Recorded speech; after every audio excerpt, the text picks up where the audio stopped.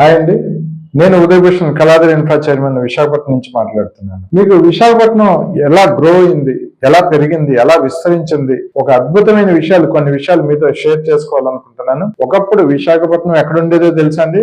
కృపా మార్కెట్ దాటి Saint answer school, ఆ స్కూల్ దగ్గర విశాఖపట్నం ఉండేదండి. అప్పుడు విశాఖపట్నం ఊరి చివరి ఎక్కడుండేదో తెలుసా అండి?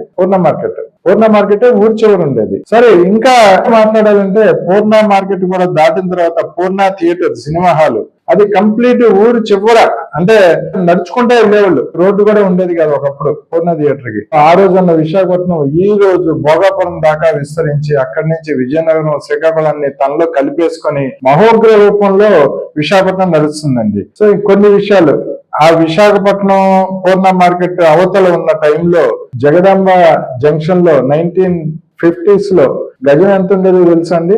పావలా గజం 25 పైసలు, అంటే రూపాయికి 4 గజాలు వచ్చేది. రూపాయికి 4 గజాలు.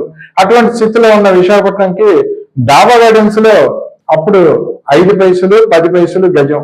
డాబా గార్డెన్స్ లో రోడ్లు కూడా ఉండేవి కదా, అక్కడ ఒక పూరిపాక అక్కడ ఒక పూరిపాక ఉండేదంట. సో అటువంటి విశాఖపట్నం ఈరోజు ఎంత దూరం వెళ్ళిందండి?